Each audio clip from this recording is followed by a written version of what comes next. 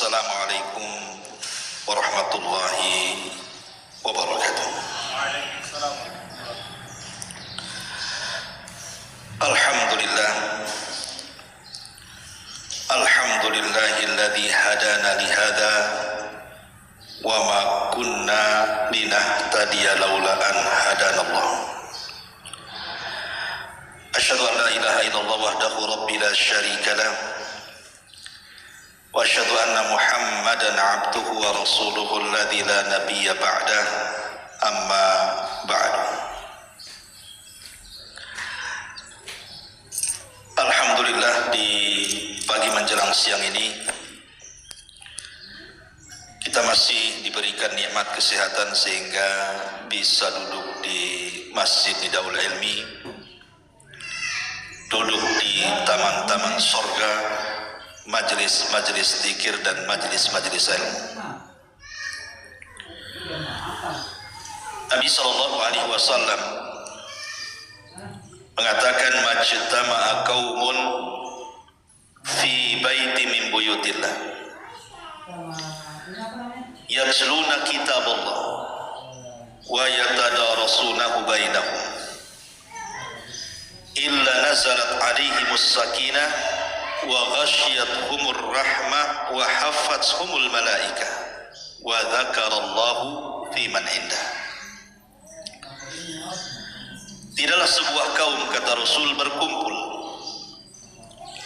di salah satu rumah daripada rumah-rumah Allah Subhanahu wa ta'ala, dibacakan padanya ayat-ayat Al-Quran dan hadis-hadis Nabi dan dipelajarinya, kecuali Allah Subhanahu wa ta'ala akan hantarkan para malaikat untuk menurunkan ketenangan, untuk menurunkan sakinah dan juga rahmatnya. Dan kita yang hadir di majelis ta'lim akan dipuja dan dipuji Allah Subhanahu wa ta'ala di hadapan para malaikat yang ada di langit sana. Subhanallah. Hadis ini, Bu, hadis yang luar biasa agungnya bagi kita. Karena orang yang hadir di majelis taklim itu, para malaikat dari mana-mana itu akan datang. Dan mereka akan mengepak-ngepakkan sayapnya di atas kepala kita, seraya mendatangkan ketenangan, kemudian juga mendatangkan rahmat dan juga barakahnya. Di dalam hadis ini Nabi sallallahu alaihi wasallam tidak mengatakan malaikat mengitari orang-orang kaya, para pejabat, orang-orang yang memiliki pangkat ataupun kedudukan, tidak. Tapi para malaikat akan berkumpul di orang-orang yang sedang duduk di majelis ilmu. Itulah keutamaannya. Tak apa-apa kita tidak kaya, tidak punya pangkat ataupun jabatan, tetapi kita dikelilingi para malaikat yang mendoakan kita dan memintakan ampun akan dosa-dosa kita. Cukup sampai di sini? Tidak. Nama kita disebut lagi di langit. Nama ibu-ibu yang hadir di sini ini satu-satu oleh Allah disebut di hadapan para malaikat di langit sana. Hari ini Umi si Fulan ada di situ. Hari ini Umi si Fulan ada di situ. Itu didengarkan para malaikat dan malaikat memuji-muji ibu. Lihat, yang disebut bukan orang kaya. Yang disebut bukan orang yang berpangkat ataupun jabatan, bos-bos, dah. Orang yang hadir di majelis ta'lim, yang disebut-sebut kita menjadi selebritis langit. Makanya rugi kalau seandainya ada orang yang memiliki waktu, kemudian ada kesehatan, tidak ada banyak pekerjaan yang menyibukkan, kemudian ada undangan ke majelis ilmu kok tak datang, rugi sekali. Kalau paham hadis ini sebenarnya, karena hanya semata-mata ibu datang dari rumah ke sini duduk saja, kemudian selesai mendengarkan pengajian ya kurang lebih 1 jam itu, kemudian ibu pulang, itu dosa ibu sudah diampuni. Kata Nabi sallallahu alaihi wasallam, "Qumu maghfuran lakum. Pergilah kalian, dosa kalian sudah diampuni dan Allah sudah ganti keburukan kalian dengan kebaikan, kata Rasul. Luar biasa, Bu, ya. Duduk di majelis taklim itu luar biasa. Ustaz, tapi saya datang habis itu tidur pula, Ustaz. Pulang ditanya suami, Ustaz ngomong apa? Tak tahu. Tidur saya nyandar di tiang tadi. Nggak apa-apa. Tetap ibu dapat pahala. Pahala melangkahkan kaki ke masjid. Tapi kalau tidak tidur dan dapat ilmu, Bu, ibu dapat 2 pahala namanya. Pertama, pahala melangkah dari rumah ke majelis taklim. Kedua, pahala ilmu dapat, ibu dapat ilmu. Ma'asyiral muslimat yang dimuliakan Allah Azza wa Jal. Baik, kita akan bahas kesempatan pagi ini atau pagi menjelang siang ini satu hadis Nabi SAW. Hadis ini pendek, tapi syarat dengan makna. Karena hadis ini adalah hadis yang bisa memperbaiki hati yang rusak. Jadi kalau hati kita rusak, banyak penyakit, maka simaklah hadis ini baik-baik. Ini hadis yang luar biasa, walaupun pendek tapi luar biasa untuk membenahi hati-hati yang rusak. Hadis ini dikeluarkan oleh Imam Muslim pada nomor urut hadis ke-678 atau 6708. Hadis ini dari sahabat Abi Hurairah radhiyallahu anhu. Nabi SAW bersabda, Inna Allah la yanzuru ila suwarikum wa amwalikum walakin yanzuru ila qulubikum wa a'malikum. Sesungguhnya Allah Subhanahu wa taala tidak pernah memandang rupa-rupa kalian, juga tidak pernah memandang harta-harta kalian. Tetapi yang Allah pandang dari kalian itu adalah hati-hati kalian dan amal perbuatan kalian. Hadis ini dikeluarkan Imam Muslim. Subhanallah. Hadis ini pendek, tapi lihat kandungannya luar biasa. Ma'asyiral muslimat yang dimuliakan Allah Subhanahu wa taala. Nabi SAW di sini memberikan arahan kepada kita.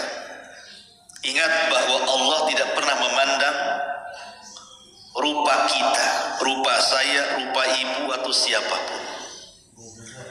Ibu mau hitam, kelam lagi, ibu mau putih, ibu mau matang, sawo matang terbalik belah. Ya.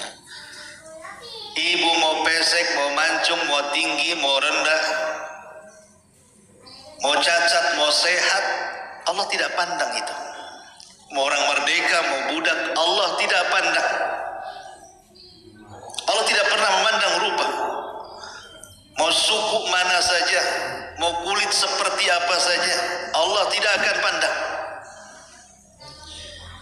Dan Allah juga tidak memandang harta. Mau kaya sekali, mau punya perusahaan di mana-mana, mau punya uang miliaran di mana-mana, mau jadi big boss atau apalah namanya, punya jabatan, pangkat, kedudukan, dimuliakan di mata manusia, Allah tak pandang itu semua. Allah tidak memandang. Lalu apa yang jadi pandangan Allah kepada kita? Allah, Rasulullah SAW katakan, walakin yanduru ila qulubikum wa a'malikum. Yang Allah pandang itu hati kita. Kemudian setelah hati, amalan kita. Ketika Nabi SAW mendahulukan hati, baru kemudian amalan, menunjukkan bahwa hati itu yang menentukan amalan. Sehebat apapun orang beramal, sholatnya, puasa puasanya, zakatnya, hajinya, baca Qur'annya, zikirnya, silaturahimnya, sebutkan amalan-amalan badan. Serajin apapun orang itu belum bisa mendapatkan predikat takwa. Sehebat apapun orang beramal dengan amalan badan itu tidak bisa mengangkat kepada predikat takwa. Tetapi yang menentukan takwa dan tidaknya orang beramal itu adalah hatinya. Itulah yang kemudian Nabi SAW mengatakan at-taqwa hahuna, takwa itu di sini, kemudian diisyaratkan ke hatinya. Karena percuma orang rajin sholat tetapi hatinya tidak untuk Allah Subhanahu wa ta'ala. Sholatnya untuk manusia, sholatnya untuk kepentingan dunia, dan ibadah yang lainnya juga sama. Makanya di sini kenapa yang diperhatikan pertama sebelum amalan itu hati dulu, tata dulu keikhlasan kita, tata dulu ketakwaan kita kepada Allah Azza wa Jal, baru setelah itu kita beranjak kepada amalan, supaya amalnya itu selaras dengan hatinya. Hadis ini sebenarnya semakna dengan firman Allah Subhanahu wa ta'ala dalam surah Al-Hujurat ayat 13, di mana Allah Subhanahu wa ta'ala mengatakan, ya ayyuhan nas inna khalaqnakum min dzakarin wa untha wa ja'alnakum syu'uban wa qabaila lita'arafu inna akramakum indallahi atqakum. Wahai manusia, kami ciptakan kalian itu ada laki-laki, ada perempuan, dan kami jadikan kalian bersuku-suku, berkabilah-kabilah, supaya kalian saling mengenal. Kemudian di ujung ayat Allah mengatakan, sesungguhnya orang yang paling mulia di sisi Allah, siapa mereka? Orang kaya? Bukan. Para pejabat? Bukan. Para pemimpin? Bukan juga. Siapa orang yang paling mulia di sisi Allah? Allah katakan atqakum, orang yang paling bertakwa di antara kalian. Jadi tidak perlu kecil hati. Gak masalah pamannya Allah tidak memberikan kekayaan yang banyak kepada kita, pangkat dan jabatan, tak ada masalah. Bagi seorang muslim tak ada masalah. Yang penting Allah Subhanahu wa ta'ala menganggap kita ini hamba-hambanya yang bertakwa. Masyaallah muslimat yang dimuliakan Allah Subhanahu wa ta'ala, dari hadis ini kita tahu bahwa Allah tidak pernah memandang fisik, Allah tidak pernah memandang harta, tapi yang Allah Subhanahu wa ta'ala pandang adalah hati seseorang. Maka jangan pernah memuliakan orang karena dunia, jangan pula menghinakan manusia karena tidak ada dunia. Ini penting. Ibu jangan memuliakan orang itu karena dunianya. Oh, karena dia kaya kita hormati, karena dia pejabat kita hormati lebih lagi. Ketika kemudian orang itu tidak punya kekayaan, langsung kita hinakan dia, karena dia di bawah kita, rendah orangnya. Tidak boleh. Tidak boleh sombong dan tidak boleh merendahkan. Di mata Allah semua sama. Anda mau kaya, Anda mau pejabat, Anda mau orang susah, Anda mau orang miskin, semua sama di hadapan Allah Subhanahu wa ta'ala. Di zaman Nabi, Bu, ketika Nabi SAW berhasil membebaskan kota Mekah, betul-betul Mekah itu tunduk kepada Nabi dan para sahabat. Kepung tuh Mekah, sampai Allah Subhanahu wa ta'ala firmankan dalam Al-Quran, idza ja'akum nasrullahi wal fath, apabila datang kemenangan Allah dan pembukaan kota Mekah. Jadi semua orang-orang musyrik itu dikumpulkan, Bu. Kemudian Nabi memandang satu persatu orang-orang yang pernah menyakitinya. Tapi Nabi itu Nabi Rahmah. Dia tidak menanamkan sifat dendam, tetapi dia berusaha untuk menebarkan kasih sayang. Apa kata Rasul? Idhabu fa antumut tulaqah. Pergi kalian semua, kalian sudah kubebaskan. Ada momen yang menarik ketika manusia berkumpul di sekitar Ka'bah. Ketika itu Nabi SAW hendak sholat di dalam Ka'bah. Maka dia berteriak-teriak di hadapan manusia, Aina Bilal? Di mana Bilal? Mana Bilal? Bilal bin Rabah. Bayangkan dari sekian banyak para sahabat yang dipanggil pula Bilal. Datanglah Bilal dari kejauhan dan mengatakan, Labbaika ya Rasulullah. Aku datang memenuhi panggilan wahai Rasul.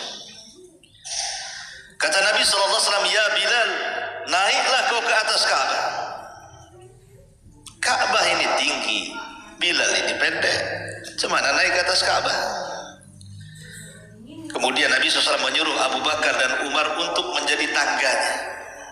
Bayangkan badan Abu Bakar dan badan Umar menjadi tangga pijakan Bilal supaya bisa naik di atas Ka'bah. Ketika kemudian Bilal mulai menginjak anggota badan Abu Bakar dan juga Umar supaya bisa naik ke atas Ka'bah untuk mengumandangkan azan pertama kali di Mekah.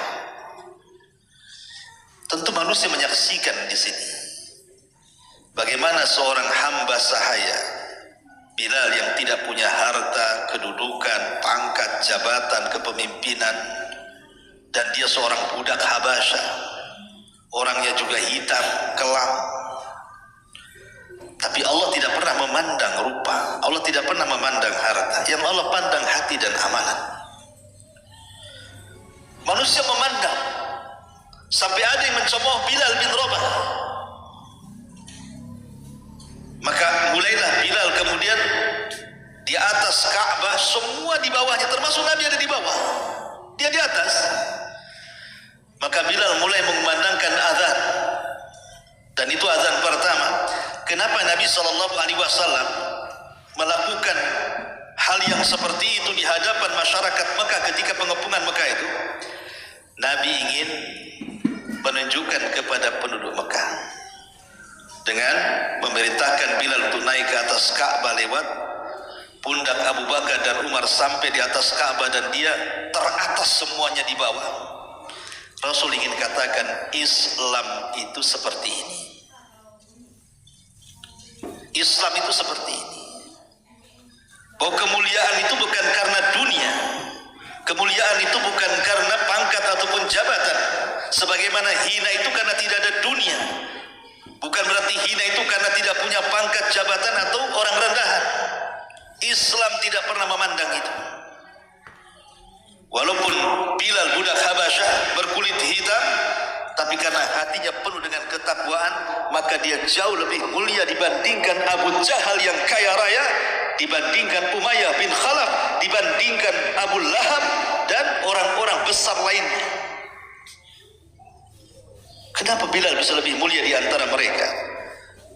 Karena itu yang dipandang Allah. Allah hanya memandang hati, dan Allah hanya memandang amalan kita. Satu hari disebutkan dalam sebuah hadis yang dikeluarkan Imam Bukhari, seorang laki-laki lewat di hadapan Rasul. Maka beliau pun bertanya kepada para sahabatnya, bagaimana pendapat kalian tentang orang yang lewat itu? Lah, kebetulan orang yang lewat itu orang kaya, yang punya jabatan dan kedudukan.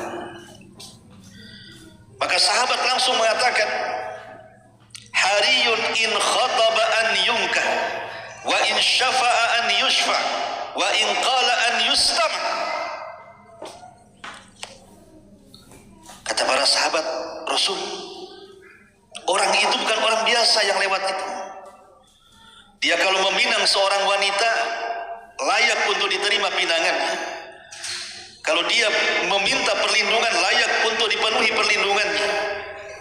Kalau dia bicara, layak untuk didengar kata-katanya. Kemudian Rasul terdiam. Selepas orang ini lewat, datang pula orang lain lewat. Yang lewat ini rupanya orang miskin, orang tak punya, tidak punya harta, tidak punya pangkat, tidak punya jabatan, orang rendah lewat. Kata Rasul kepada para sahabat, kalau yang itu macam mana pendapat kalian, katanya. Maka sahabat mengatakan, hariyun in khataba alla yungka, wa in syaffa alla yusyaffa, wa in qala alla yustama. Oh, kalau yang itu, kalau dia minang pasti ditolak Nabi. Ini orang miskin gitu. Ya, kalau minta bantuan tak layak dibantu tuh orang itu. Kalau dia ngomong siapa yang mendengar dia, katanya.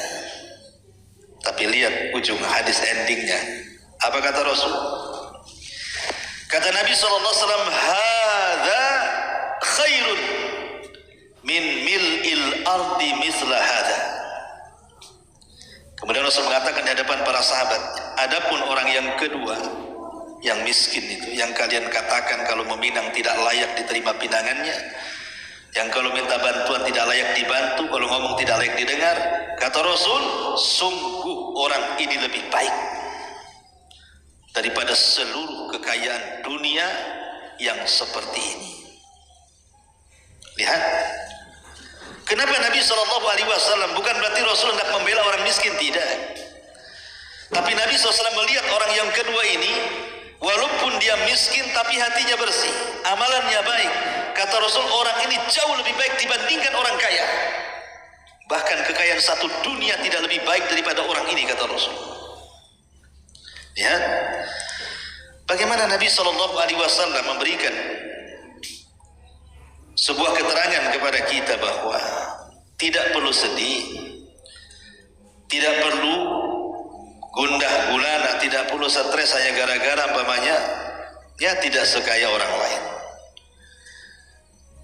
Tapi jangan pula sudah miskin rusak pula hatinya. Nah, itu namanya jatuh ketimpa-timpa, bukan ketimpa tangga, itu ketimpa-timpa. Karena orang miskin sombong itu lebih besar dosanya dibandingkan orang kaya sombong. Ibu dah miskin sombong, miskin kok sombong, itu lebih besar dosanya daripada orang kaya sombong. Kenapa orang kaya sombong lebih rendah dosanya dibandingkan orang miskin sombong? Karena orang kaya itu sombong wajar, ada yang disombongkan. Orang kaya sombong wajar, dia punya kekayaan, sombonglah dengan kekayaannya. Loh, orang miskin sombong, apa yang mau disombongkan? Mau moto di depan mobil orang, selfie, ini mobil saya katanya. Atau nengok ada rumah bagus, selfie di depan rumah orang. Mana ceritanya? Ya, walaupun Allah tidak memberikan kekayaan seperti orang-orang kaya itu, tidak apa-apa, yang penting ibu kaya hati. Ibu kaya hati, bersih hati, amalan juga baik, itu kita lebih baik di hadapan Allah dibandingkan mereka. Karena Allah tidak pernah melihat fisik dan kekayaan, Allah hanya melihat hati. Ma'asyiral muslimat yang dimuliakan Allah Subhanahu wa ta'ala, tapi jangan pula dijadikan dalil hadis ini. Kan Nabi mengatakan Allah tidak memandang fisik, Allah tidak memandang harta, yang Allah pandang hati. Berarti kan yang penting hatinya baik, Ustaz. Akhirnya dijadikan dalil orang-orang yang dinasihati untuk melakukan syariat, tidak mau melaksanakan, kemudian berdalil dengan apa? Yang penting kan hatinya, Ustaz. Kan Rasul yang mengatakan, Allah yang memandang hatinya. Kenapa ukti tak pakai jilbab? Kan bagus pakai jilbab tutup aurat, Ustaz, yang penting hatinya.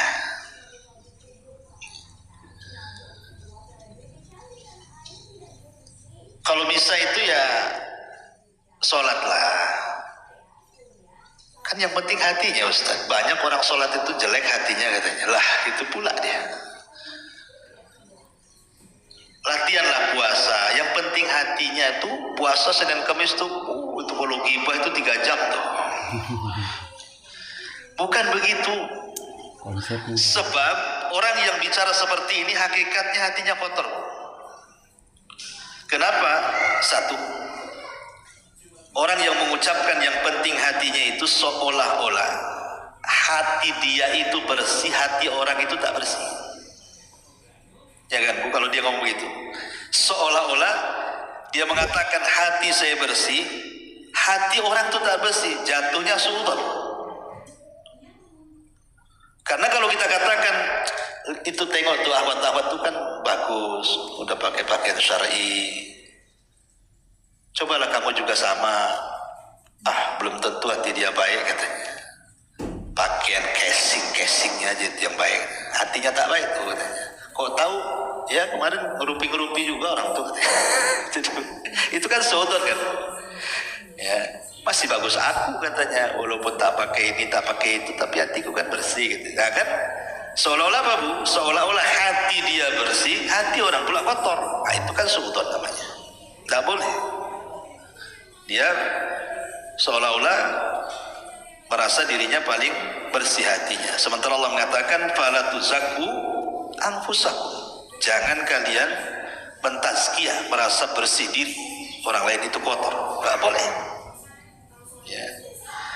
Kemudian alasan yang kedua kenapa salah ucapan tersebut, karena ucapan tersebut ini berarti cukup bersihnya hati itu sudah cukup, nggak perlu pakai amal lagi. Yang penting bersih hati, amalan itu nomor 2. Nggak bisa.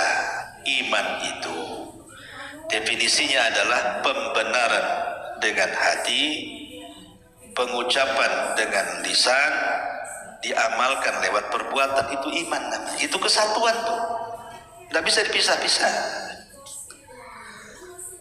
Karena kalau hatinya bersih, pasti amalannya bersih. Kalau hatinya kotor, ya amalannya kotor jadinya kan.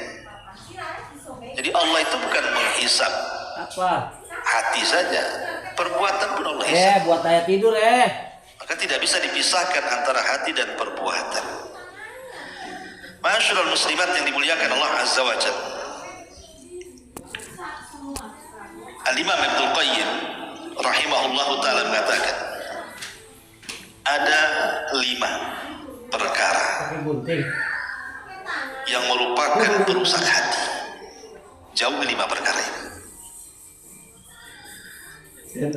Kata beliau, wa amma mufsidatul qalbi al-khamsah. Adapun perusak-perusak hati, kata Imam Ibnu Qayyim, itu ada 5. Al-mufsidatul awal, yang merusak hati yang pertama adalah kathratul mukhalatati. Banyak bergaul, over dalam bergaul, berlebihan dalam bergaul. Islam tidak melarang ibu berkawan, bertetangga, mengunjungi tetangga, ngobrol sama tetangga, ngobrol sama kawan. Islam tak melarang. Cuman kalau sudah over, sudah berlebihan, itu yang jadi masalah. Apalagi tidak melihat-lihat kawan, apakah ini kawan ini baik atau tidak, nggak disaring. Yang penting banyak kawan, banyak kenalan, tanpa melihat apakah ini orang baik, tidak baik, ahli ibadah, bukan ahli ibadah. Itu bahaya. Ini bisa merusak hati. Bisa merusak hati. Karena yang namanya pertemanan itu, kata orang Arab, as-sahibu sahib. Teman itu narik. Kita orang susah, kemudian berkawan dengan semua orang kaya, hati mulai rusak. Kapan aku kayak dia? Mulai itu. Ya. Kita orang susah, Bu. Ibu-ibu mamanya kan berkawan dengan istri-istri pejabat yang make upnya tebal 1 meter tuh, Bu. Yang lipstiknya, yang itunya, yang pikir kan itu. Asih pulang ngaca. Kok pipiku nggak kayak dia? Iyalah, dia sauna ibu depan kompor, ya kan beda, Bu, hasilnya. Ya. Akhirnya hatinya rusak kan, Bu, karena mandang tasnya, branded itu, merek-merek brandednya itu, yang pakaiannya ini. Sementara ibu ya biasa-biasa saja. Akhirnya apa? Bukan hanya itu, mulai malu, nggak pede. Terakhir apa? Korbannya siapa, Bu? Suaminya korbannya lah. Bang, belikanlah tas kayak dia, habislah suaminya tuh. Ya. Jadi kasratul mukhalatata ini dibatasi kalau bisa. Jangan terlampau over dalam bergaul. Kalaupun harus bergaul, carilah kawan-kawan yang baik supaya hati kita terjaga. Kalau bisa sekufu, sekufu itu maksudnya seimbang, baik dari segi harta, dari segi pendidikan. Ya kalaupun kita ini punya kawan orang-orang yang mungkin di atas kita itu, ya tidak ada masalah selama mereka orang baik. Tetapi kalau bisa ya jangan over, ya berkawan sekedarnya. Kalaupun mau dijadikan bahasa kerennya apa? Gebetan tuh apa tuh? Yang kawan akrab banget itu ya gebetan ya. Itulah. Kalaupun harus kawan yang paling dekat dengan kita untuk teman cerita, teman curhat, teman apa, lihat baik atau tidak. Kata Nabi SAW, permisalan teman yang baik itu seperti ibu berkawan dengan penjual minyak wangi itu. Ibu nggak ngapa-ngapain sama penjual minyak wangi karena dia dekat dengan kita, baunya sampai itu kecium. Padahal belum ngapa-ngapain, kita duduk di sampingnya dia tuh. Apalagi sampai nawari, karena biasanya orang penjual minyak wangi itu bukan nawari, dia pasti akan musap-musap tuh dengan minyak wangi. Kemudian nawari setelah itu, kan asik tuh. Maknanya kalau kita berkawan dengan orang baik, walaupun kita tidak ngapa-ngapain, di samping dia saja itu sudah dapat kenyamanan kita. Kita sudah terhindar dari azab Allah Subhanahu wa taala. Syukur-syukur dia kemudian nularkan kepada kita kebiasaan baiknya, syukur-syukur nasihati pula kita. Alhamdulillah. Itu kan luar biasa. Itulah kenapa kemudian kasratul mukhalatah ini menjadikan perusak hati tadi. Ini yang pertama. Yang kedua kata Imam Ibnul Qayyim di sini, rukubu bahrut taman, terlampau tinggi angan-angan. Terlampau tinggi angan-angan ini merusak hati. Kalau orang sudah angan-angannya tinggi, pengen ini, pengen itu, pengen ini, maksudnya urusan dunia ya, kita tidak cerita urusan akhirat ya, urusan dunia, ini bisa merusak hati. Karena seolah-olah ketika mamanya dia panjang angan-angan hidup di dunia, ingin kaya, ingin ini, ingin itu, dilupakan dua perkara. Pertama, lupa dia akan mati. Akhirnya dicintakan kepada dunia. Kalau sudah lupa dia akan mati, benci pula dia mati. Kemudian beralih kepada cinta dunia, rusaklah di sini hati. Makanya boleh kita bercita-cita itu, tapi sesuai dengan kemampuan kita lah. Lihat suami ini kerja apa, gaji berapa. Itulah sampai segitulah cita-citanya. Ini suami saya kerja walaupun setahun dah bisa tuh beli tanah di Sukajadi itu. Paling tinggi di Kaplik Beliung, itu pun icil namanya kan. Ya cita-citanya ya rendah-rendah. Pengenlah saya punya di sini walaupun satu kamar saja, enggak apa-apa. Ini suami gaji sebulan 3 juta, cita-citanya pengen rumah di Sukajadi, lantai 2 di tengah-tengah lagi. Ada sekolah renangnya lagi di situ lah. Ibu lagi mimpi ya Bu ya. Itu di seblok saja rumahnya lagi mimpi dia. Jadi bolehlah cita-cita enggak apa-apa, tapi sesuai dengan kemampuan. Kalau cita-cita akhirat, kalau bisa paling tinggi, Firdaus. Saya enggak mau surga yang lain.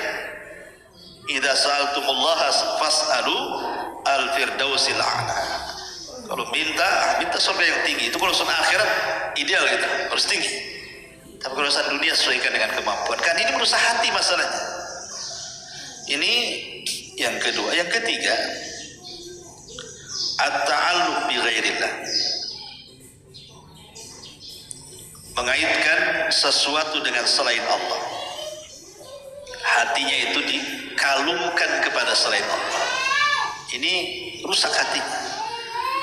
Seperti orang yang datang ke dukun, orang yang datang ke menyimpan tangkal-tangkal, jimat-jimat, keleni-keleni, percaya kepada tatayur dan begitu seterusnya. Ini rusak hatinya. Hilang tawakalnya kepada Allah, hilang takutnya kepada Allah, hilang harapnya kepada Allah, hilang cintanya kepada Allah karena diberikan kepada selain Allah. Datang ke kuburan, minta-minta di kuburan. Ini bahaya, merusak hati. Masyarul muslimat yang dimuliakan Allah Subhanahu wa taala. Kemudian yang keempat, at-ta'am, oper dalam makanan. Tidak memilah-milah apakah makanan ini halal atau tidak. Apakah makanan ini dibuat dari hasil yang dibolehkan atau yang diharamkan. Nggak berpikir, yang penting makan. Apalagi sekarang kan di Batam ini kuliner sudah mulai menjamur kan, Bu. Di mana-mana sudah banyak kuliner itu. Dari ujung Nongsa sampai ujung Sekupang tuh, Bu. Ujung ke ujung tuh kuliner itu di mana-mana. Hati-hati, Bu. Apalagi sekarang kan sifatnya COD kan, Bu. Ibu kalau lapar, malas masak, COD aja lah. Ibu tahu nggak itu yang di di GoFood itu kan? Kan nama-nama warung makan tuh banyak tuh. Di situ gambarnya memukau kan, walaupun kadang-kadang lain yang dipesan, lain yang datang kan ya. Tapi ibu berpikir nggak tentang halal haramnya di situ? Siapa yang punya warung ini? Ya, apa masakannya? Terkadang ada warung-warung itu yang mungkin ditulis di menu itu, kita tidak tahu, mungkin masaknya pakai homer, ya, atau mungkin maaf ada daging babinya, atau minyak babinya, atau apanya kan yang kita tidak tahu. Lah ini jadi perhatian, makanya Allah mengatakan falyanzuril insan ila ta'am. Maka selamatnya, Bu, masak. Paling selamat itu ibu masak sendiri itu. Jelas halalnya kan, Bu? Ibu makan halal, suami makan halal, anak makan halal, jelas halalnya. Tapi kalau COD ini kalau kita tak paham-paham, ada entah di mana-mana kan, entah warung siapa, apalagi namanya ibu nggak apa, ini nama apa, ini perlu nih, kayaknya aneh namanya, perlu coba nih. Kita nggak tahu istilah-istilah pula kadang-kadang, entah bahasa Mandarin pula di situ kan, entah bahasa Korea, entah bahasa India, entah bahasa apa, apalagi makanan-makanan yang aneh-aneh itu nggak tahu. Maka sebaiknya hati-hati supaya jangan terjerumus kepada makanan syubhat yang mengantarkan ke yang haram. Pastikan halalnya dulu, ya, pastikan kehalalannya itu. Biasanya kan di situ kalau saya kadang lihat di GoFood itu kan, ini halal. Kalau sudah ada tulisan halal, alhamdulillah. Berarti kita bisa jadikan patokan kata-kata dia makanan yang halal. Berarti halal dikonsumsi kan? Beli. Tapi kalau ibu ragu-ragu, jangan. Ya. Tapi ada orang, Bu, tidak peduli dengan soal urusan makanan. Yang penting kuliner, masuk warung mana saja tidak peduli. Mau ada babinya, mau ada anjingnya, mau ada apanya di situ, mau ada komernya, ada. Nah, main lantak saja. Ini bahaya. Ya. Jadi ini bisa merusak hati. Karena makannya jadi daging masalahnya, jadi darah. Maka Rasul mengatakan kullu lahmin nabatat min haram fannaru aulani. Setiap daging yang tumbuh dari barang haram itu neraka tempatnya. Maka perhatikan soal makanan, soal kuliner ini, perhatikan di zaman sekarang ini orang bisa saja, ya, ingat dulu viral bakso, rupanya dagingnya dari tikus got, tikus sebesar kucing tuh, Bu. Mana dia nangkepnya tuh, ya. Tapi kan ada ceritanya, ada gitu, beritanya ada. Kalau nggak ada, iyalah mungkin itu. Lah karena ada berita-berita kayak gini, kemudian penjualan daging babi ilegal dan macam-macamnya, kan kita khawatir seorang muslim ini. Makanya seorang muslim itu betul-betul soal makanan itu prioritas. Ya selamatnya saya tadi masak sendiri, itu paling selamat, ya kan. Ibu tahu ini halal, ini haram kan. Ya. Tapi nggak tahu boleh ibu rajin masak, ya tak paham ya. Ada juga yang rajin masak, ada yang rajin COD, itu masalahnya tuh. Ibu yang mana nih? Ya. Nanti saya tanya suaminya. Kemudian yang terakhir al-khamis, kasratun naumi, banyak tidur. Ini banyak tidur ini bisa mematikan hati, karena tidur ini menjadikan orang lalai dan malas. Makanya kurangi tidur itu, terutama setelah subuh. Jangan tidur Sama saja orang tidur setelah subuh sampai terbit matahari itu terhalang padanya berkah. Jangan biasakan, sekali-kali boleh. Sekali-kali memang tidak ada hukumnya tidur setelah subuh itu, enggak. Cuman kita terhalang berkah di situ. Kan rugi berkah turun kita nggak dapat. Sementara di waktu-waktu harusnya kita tidur, tak tidur pula pada isya gitu ya. Harusnya kita tidur, malah begadang sampai jam 1, jam 2 tidur, subuh bablas kan itu. Jadi ini 5 perkara kata Al-Imam Ibnul Qayyim rahimahullah ta'ala yang bisa merusak hati. Saya ulangi, yang pertama, kathratul mukhalatah, terlampau banyak bergaul tanpa memilah dan memilih baik tidaknya. Yang kedua, terlampau tinggi angan-angan tanpa tahu apakah dia mampu mencapainya atau tidak. Catatan angan-angan dunia. Yang ketiga, hati selalu bergantung kepada selain Allah subhanahu wa ta'ala, tidak tawakal kepada Allah. Ini juga merusak hati.